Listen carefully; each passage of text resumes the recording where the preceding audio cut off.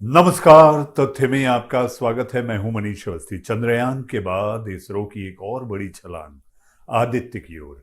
भारतीय अंतरिक्ष अनुसंधान संगठन इसरो ने चांद के दक्षिणी ध्रुव पर चंद्रयान 3 को सफलतापूर्वक उतारकर इतिहास तो रचा है। उत्साह से लबरेज राष्ट्रीय अंतरिक्ष एजेंसी ने आज यानी शनिवार को आदित्य L1 मिशन को लॉन्च किया। इस मिशन का उद्देश्य सूर्य का अध्ययन करना है। चंद्रयान 3 की ऐतिहासिक सफलता के बाद अब दुनिया की नजर आदित्य L1 मिशन पर होगी। आदित्य L1 क्या है, ये जानना जरूरी है। मिशन के उद्देश्य क्या हैं, मिशन के घटक कौन कौन से हैं, इसे कब और कहां से लॉन्च किया गया, सूर्य का अध्ययन क्यों जरूरी है, आइए आज तथ्य में आपको समझाते हैं। पहले जानते हैं आदित्य L1 है क्या। आदित्य L1 सूर्य का अध्ययन करने वाला मिशन है।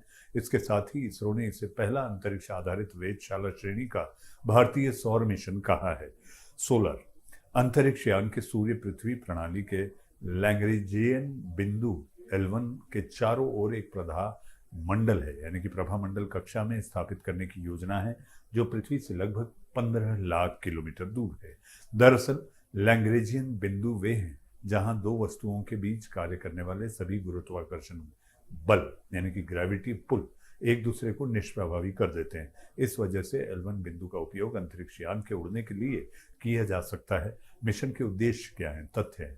भारत का महत्वाकांक्षी और मिशन आदित्य L1 सौर कोरोना, सूर्य के वायुमंडल का सबसे बाहरी भाग की बनावट और इसके तपने की प्रक्रिया, इसके तापमान, सौर विस्फोट और सौर तूफान के कारण उत्पत्ति, कोरोना और कोरोनल लूप प्लाज्मा की बनावट, वेग और घनत्व, कोरोना के चुंबकीय क्षेत्र की माप, कोरोनल मास इजेक्शन, सूर्य में होने वाले सबसे शक्तिशाली विस्फोट जो सीधे पृथ्वी की ओर आते हैं, की उत्पत्ति, विकास और गति, और हवाएं यानी कि सौर हवाएं और अंतरिक्षीय मौसम को प्रभावित करने वाले कारकों का अध्ययन करेगा। मिशन के घटक आखिर कौन कौन हैं, जानिए तथ्य।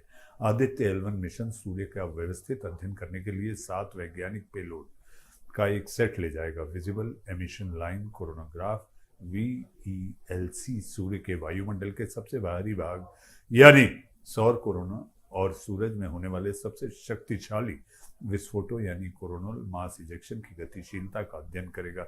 Solar ultraviolet imaging telescope नामक पेलोड अल्ट्रा वायलेट UV के निकट और प्रकाश मंडल और क्रोमोस्फीयर की तस्वीरें लेगा। इसके साथ ही सूट UV के नजदीक सौर विकिरण में होने वाले बदलावों को भी मापेगा। Aditya solar wind particle experiment और plasma analyzer package for Aditya payload और पवन और शक्तिशाली आयनों के साथ साथ उनके ऊर्जा वितरण का अध्ययन करेंगे।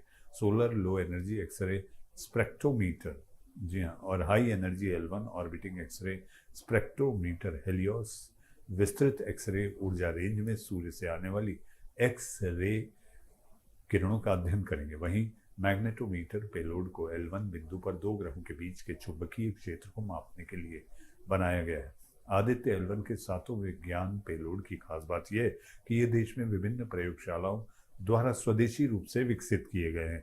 ये सभी पेलोड इसरो के विभिन्न केंद्रों के सहयोग से विकसित किए गए हैं, यानी कि डेवलप किए गए हैं।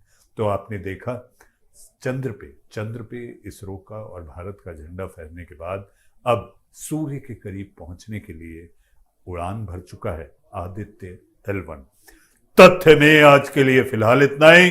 नमस्कार।